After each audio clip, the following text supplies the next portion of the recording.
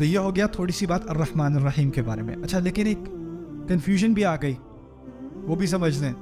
رب میں سربراہی کے سرداری کے معنی تھے کہ نہیں تھے نا؟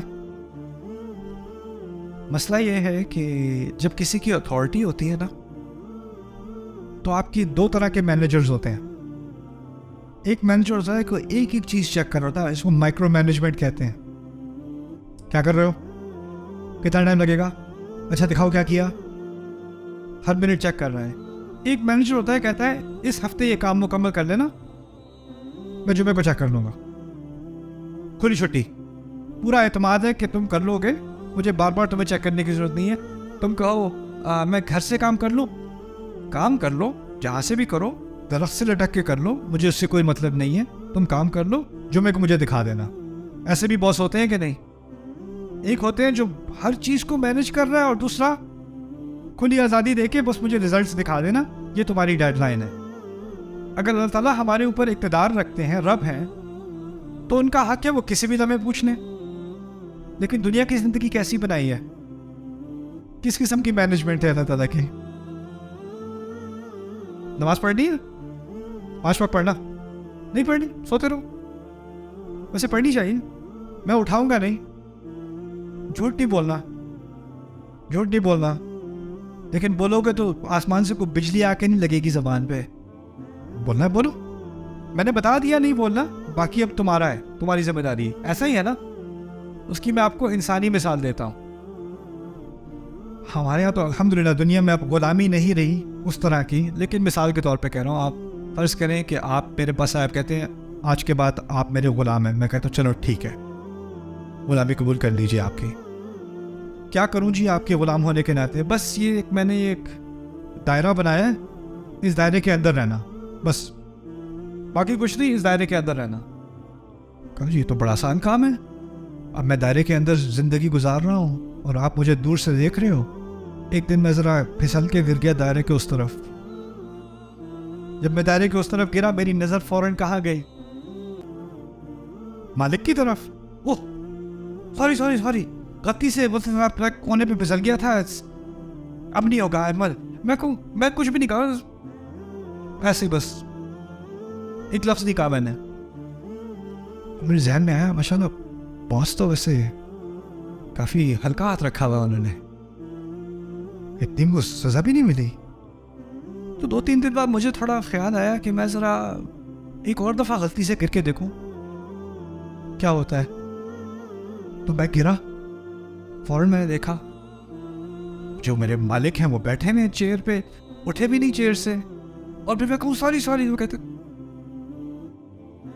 اچھا جی یہ تو اتنا کوئی سیریس نہیں ہے جتنا میں پہلے سمجھ رہا تھا. میں پہلے بہت ڈرا ہوا تھا, کیونکہ مجھے لگا کہ اگر میں اس قانون کو توڑوں گا تو کوئی نہ کوئی کانسیکوینس ہوگا نا, کوئی ساتھ میں اس کے بارے میں مواخذہ ہوگا, کوئی سوال جواب. لیکن کچھ نہیں ہوا. تو اب میں کیا کرتا ہوں, ایک پاؤں ادھر, ایک پاؤں ادھر, ایک پاؤں ادھر, ایک پاؤں ادھر. اور پھر میں باس کو بھی, وہ بھی مجھے ایسے. اور پھر کچھ عرصے بعد میں دونوں پیر اس طرف اور گھوم پھر رہا ہوں, اور باس سے بھی باس کہہ رہا لنچ تیار ہے. یعنی تعلقات میں کوئی وہ ابھی بھی پرووائڈ کر رہا ہے, ابھی بھی خیال رکھے ہوئے ہے, اور میں لائن کے باہر ہوں لیکن کچھ نہیں کہا. اچھا میں 5-6 سال اس طرح گزار دیے اسی طرح سے. اس دوران میرے ساتھ وہ کچھ زیادہ رعایت نہیں کر رہا.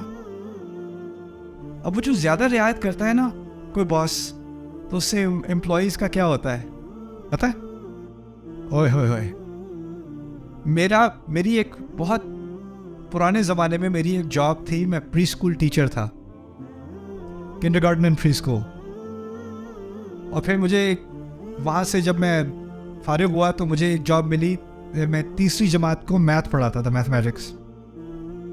تو جس اسکول میں پڑھاتا تھا ساری ٹیچرز جو تھیں وہ سینئر تھیں, اور بہت ہی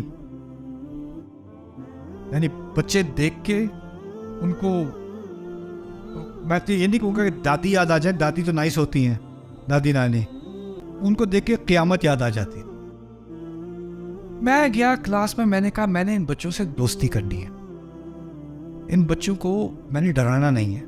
میں گیا, میں لطیفے سنا رہا ہوں, میں ٹیبل پہ کھڑا ہو کے ٹرکس کر رہا ہوں, یہاں پہ پینسل گھسا کے یہاں سے نکال رہا ہوں, کچھ کر, وہ تالیاں بجا رہے ہیں, سرکس بنا ہوا ہے کلاس کے اندر. میں نے کہا یہ بچے مجھ سے اتنی محبت کریں گے, 1-2 دن بعد جب میں کہوں گا میتھ شروع کرو, دل کھول کے پڑھیں گے.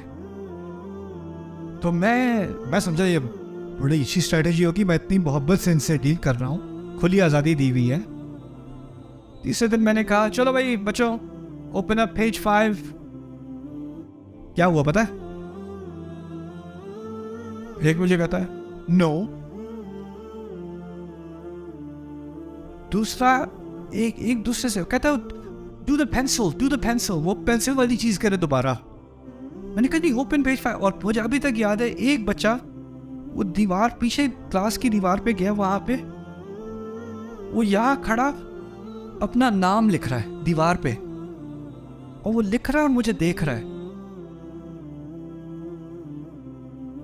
اور اس کا دوست اس سے کہہ رہا ہے یار ٹیچر تجھے دیکھ رہا ہے, تو کہتا ہے ہاں لیکن یہ اچھے ہیں.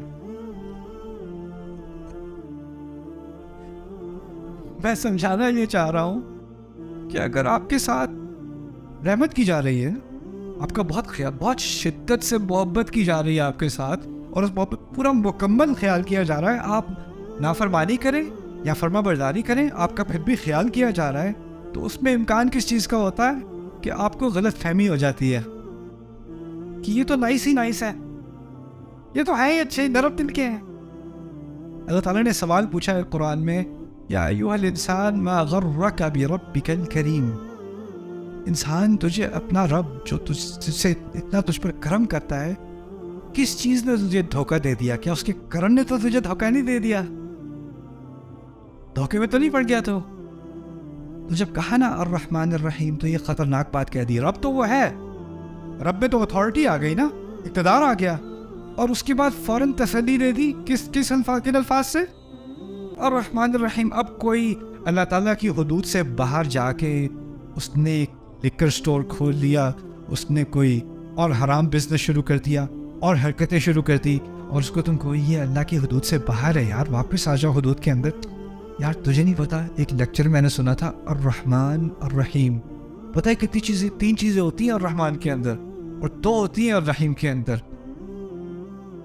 چھٹی ہے نا الرحمن الرحیم میں, تو پھر بگاڑ کا سارا سامان ان 2 الفاظ میں, جتنی رحمت ہے اتنا ہی بگاڑ کا سامان بھی ہے.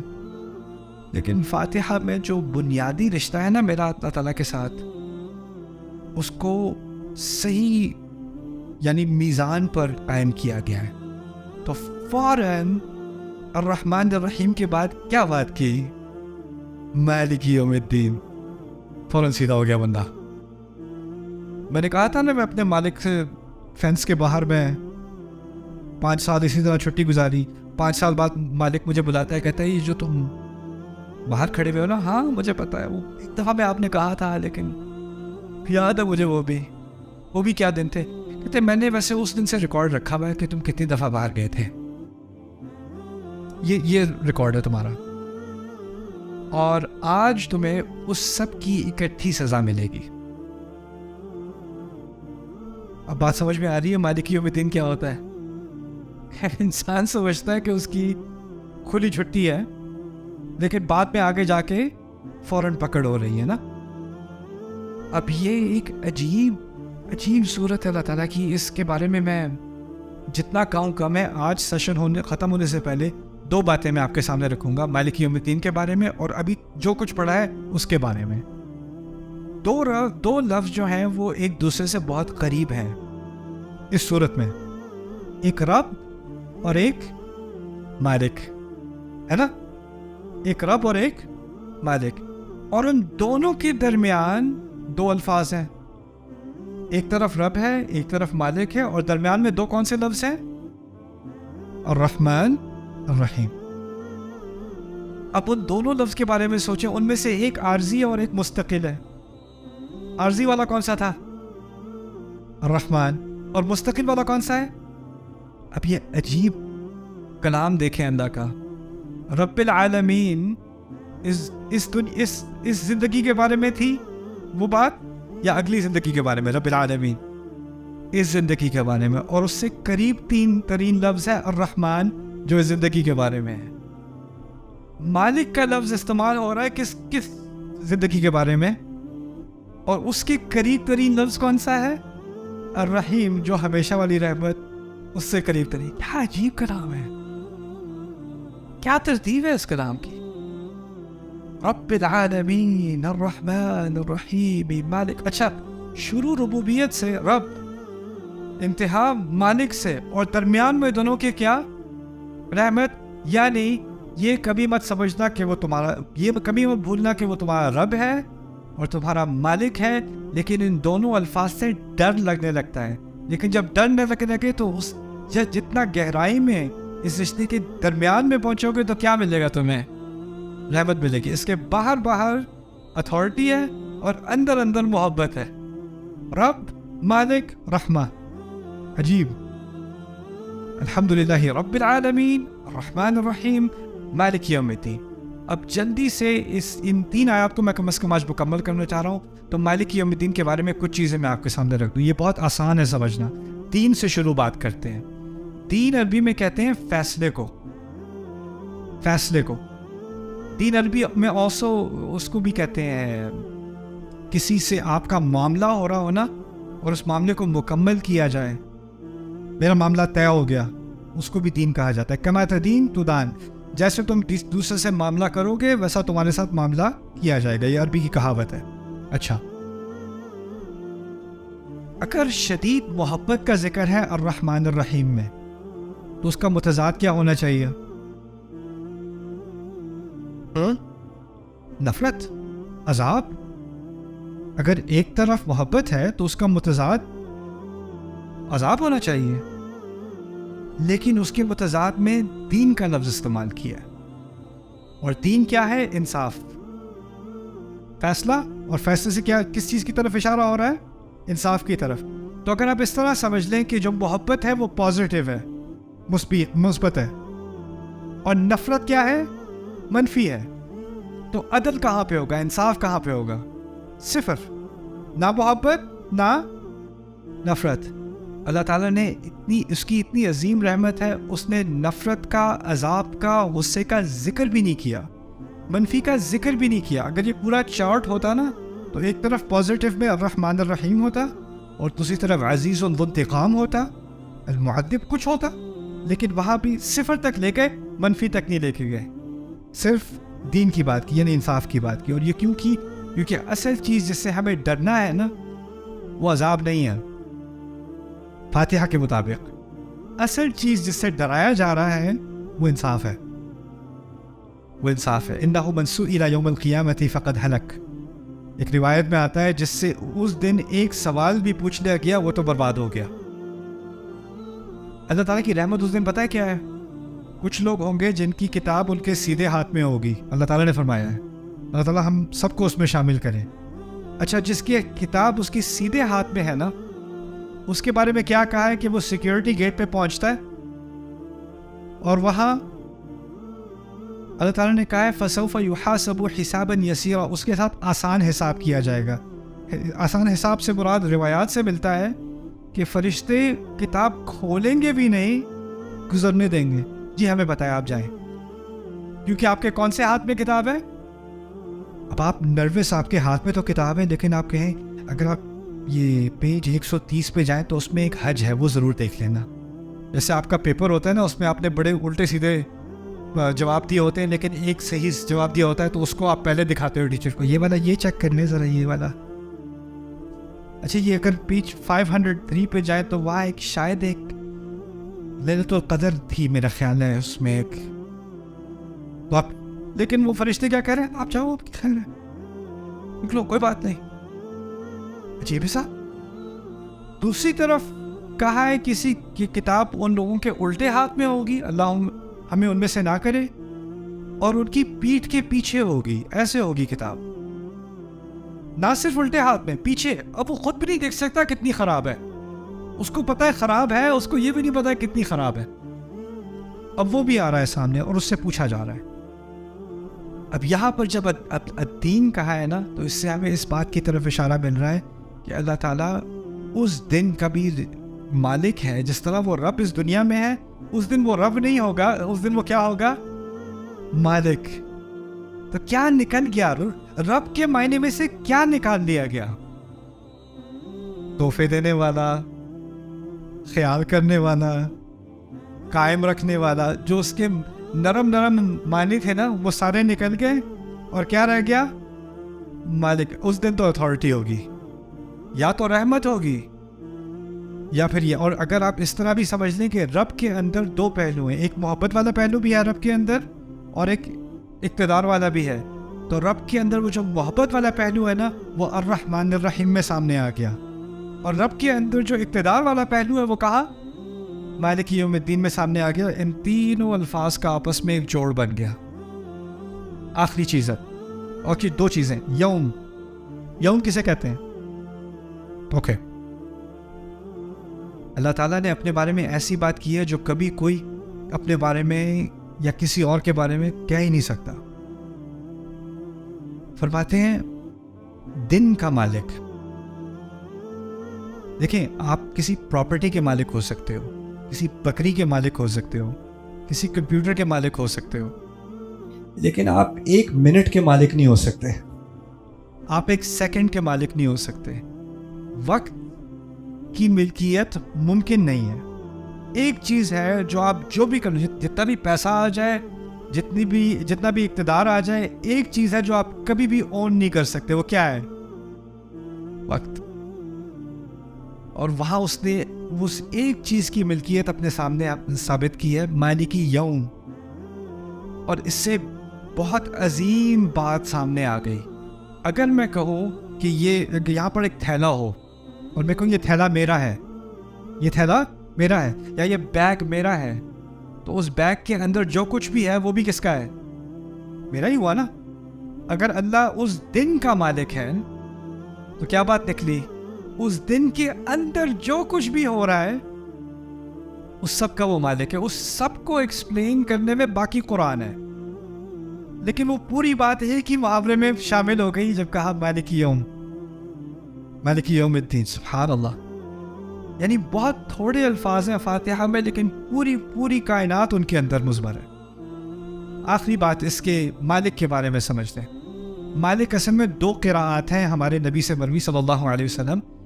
مالک بھی پڑھا کرتے تھے اور ملک بھی پڑھا کرتے تھے. مالک اور کیا؟ ملک. مالک کے معنی اردو میں جیسے ہیں ویسے عربی میں ہے. مالک, گاڑی کا مالک, بکری کا مالک, ٹھیک ہے, مالک. ملک کسے کہتے ہیں بتائیں؟ بادشاہ کو. بادشاہ کو. تو ایک طرف مالک, دوسری طرف بادشاہ, اور دونوں کے معنی یہاں ضروری ہیں. سمجھ لیں کیوں. بادشاہ جو, میں یہ نہیں کہوں گا کہ میں میری یہ جوتے ہیں, میں یہ نہیں کہوں گا میں اس جوتے کا بادشاہ ہوں. میں کیا کہوں گا؟ میں جوتے کا مالک ہوں. میں گھر کا بادشاہ ہوں یا مالک ہوں؟ مالک. میں کمپیوٹر کا بادشاہ ہوں, مالک ہوں, مالک. لیکن اگر کوئی کسی کے پاس پورا آئی لینڈ ہو یا پورا ملک ہو, وہ کہے میں اس آئی لینڈ کا کیا ہوں, کیا بات سامنے آ رہی ہے؟ بادشاہ ہوتے ہیں بڑی بڑی سلطنت کے, وہ مالک ہوتے ہیں چھوٹی چھوٹی چیزوں کے. جو بمقابل چھوٹی چیز ہوتی ہے اس کے لیے مالک ہوتا ہے, جو بڑی ہوتی ہے اس کے لیے کیا ہوتا ہے؟ بادشاہ. اب ایک اور فرق بھی سمجھ لیں. اگر وہ کسی ملک کا بادشاہ ہے, کیا تمام چھوٹی چھوٹی چیزیں جو اس کی سلطنت میں ہو رہی ہیں اس میں اس کی نظر ہے؟ ہر بات پہ, ہر کام پہ, ہر کسی کے سونے پہ, ہر کسی کے اٹھنے پہ, کیا وہ ہر چیز کو کنٹرول کر سکتا ہے؟ آپ کی کمپنی ہے, آپ کی اپنی کمپنی ہے, آپ کے 50 ملازم ہیں. کیا آپ ہر ملازم کی ہر پرفارمنس کو, اس کی ہر بات کو, اس کے ہر ایکشن کو کنٹرول کر سکتے ہو کہ نہیں؟ جتنا آپ کا کنٹرول بڑھتا ہے نا, جتنی سلطنت بڑھتی ہے, اتنا آپ کا چھوٹی چھوٹی چیزوں پر کنٹرول کم ہوتا چلا جاتا ہے. ایسا ہی ہے نا؟ آپ کو کسی اور کو مینجمنٹ دینی پڑتی ہے. چھوٹے کام میں نہیں کر سکتا, میرے پاس بڑے کام آ گئے ہیں, اب میں چھوٹی چیز کو ہینڈل نہیں کر سکتا. مالک کا کیا ہے؟ اگر میں کمپیوٹر کا مالک ہوں تو اس کی ریپیئر میں خود کروں گا. میں گھر کا مالک ہوں تو اس کا دروازہ میں خود فکس کروں گا. اگر میں ایک ملک کا بادشاہ ہوں تو دروازہ میں خود فکس نہیں کروں گا, مجھے تو پتا بھی نہیں دروازہ خراب ہے. بڑی چیزوں کے لیے بادشاہ, چھوٹی چیزوں کے لیے کیا مالک. اب قیامت کے دن میں دو طرح کے کام ہو رہے ہیں. قیامت کے دن میں سورج اور چاند ایک دوسرے میں ٹکرا رہے ہیں. قیامت کے دن میں دنیا پھیلائی جا رہی ہے. قیامت کے دن میں ساری انسانیت کو قبروں سے نکالا جا رہا ہے. قیامت کے دن میں آسمان پھٹ کے کھل رہا ہے. قیامت کے دن میں سارے فرشتے اتر رہے ہیں. یہ تو بادشاہ کا کام ہے, یہ بڑا کام ہے. لیکن قیامت کے دن ایک ایک عمل کا جائزہ لیا جا رہا ہے کہ نہیں. لا یغادر صغیرۃ ولا کبیرۃ. یہ بادشاہ کا کام نہیں ہے, یہ کس کا کام ہے؟ مالک کا کام ہے. رسول صلی اللہ علیہ وسلم نے یہ آیت دو طرح پڑھی کیونکہ اس دن کچھ چیزیں مالک سے متعلق ہیں اور کچھ چیزیں ملک سے متعلق ہیں. سمجھ میں آئی بات؟ اور دونوں کو شامل کر دیا مالک یوم الدین میں. آپ کے جانے سے پہلے ہم نے 3 آیات کا مطالعہ کیا ہے اس وقت تھوڑا سا. الحمدللہ رب العالمین, الرحمن الرحیم اور مالک یوم الدین. میرے نزدیک قرآن میں اللہ تعالیٰ کا سب سے جامع تعارف, اگر کوئی غیر مسلم ہو وہ پوچھے تم کس خدا کی عبادت کرتے ہو, تمہارا اسلام کا خدا کون ہے, اس کی سب سے جامع تعریف بس یہی تین آیات ہیں. الحمدللہ رب العالمین, الرحمن الرحیم, مالک یوم الدین. پہلی چیز جو وہ خدا خود چاہتا ہے کہ تم جانو, جس کے بارے میں ہم بات کرنے لگے ہیں, وہ حمد کا مستحق ہے. اس کا نام اللہ ہے. اس سے رشتہ تمہارا رب کا ہے, اور صرف تمہارا ہی نہیں, تمام سوسائٹیز کا, تمام انسانیت کا, ازل سے ابد تک, العالمین. اور اس کو تم سے ایسی شدید محبت ہے کہ جس کا تم اندازہ نہیں کر سکتے, اور یہ بھی تمہارے ہاتھ میں ہے کہ وہ محبت تمہارے لیے ہمیشہ کے لیے رہے, الرحیم. لیکن اگر تم نے اس محبت کا فائدہ اٹھانے کی کوشش کی تو یہ جان لو کہ آج نہیں تو کل نہیں, ایک دن آ رہا ہے, ایک کل آنے والا ہے جس میں پھر پورا حساب لیا جائے گا, اور ایک بڑی چیزیں ہوں گی اور چھوٹی چیز تک حساب لیا جائے گا. مالک یوم الدین. ایک پوری بیلنس پکچر آ گئی میرے سامنے, ایک پوری تصویر آ گئی جس میں نہ اس طرف میں صرف اللہ تعالیٰ سے ڈروں, یا اس طرف میں صرف اللہ تعالیٰ کی طرف سے مطمئن ہو جاؤں اور مجھے کوئی فکر ہی نہ رہے. دونوں کے درمیان میں ایک مکمل بیلنس یہ آ گیا, یہ بات آ گئی ابھی تک فاتحہ میں. اور اس کے بعد جہاں سے ہم کل بات شروع کریں گے انشاءاللہ, وہ ہوگی کہ اگر یہ کوئی بات سن لے تو وہ کس نتیجے پہ پہنچے گا. یعنی اس ساری بات کا, ٹھیک ہے آپ نے یہ باتیں سیکھ لی اللہ کے بارے میں, سو واٹ, پھر کیا, اس کا نتیجہ کیا نکلنا چاہیے. اگلی آیت اصل میں ان 3 آیات کا نتیجہ ہے کہ جو ان 3 آیات کو سمجھ لے وہ کہاں تک پہنچے گا, کس فیصلے تک پہنچے گا, اور خود ہی سے پہنچے گا. اس سے کہا نہیں جائے گا عبادت کرو, اس لیے عبادت کرو, یہ نہیں کہا گیا. کہا ہے ایاک نعبد, ہم صرف تیری ہی عبادت کرنے کو تیار ہیں, کرنے آئے ہیں. یعنی ہم اپنے آپ کو والنٹیئر کر رہے ہیں, ہم اپنے آپ کو اس نتیجے پر پہنچا رہے ہیں. اس کے بارے میں انشاءاللہ یہاں سے آگے جو اصل معجزات ہیں اس صورت کے وہ آگے آنے والے ہیں انشاءاللہ, اس پہ کل ملاقات ہوگی.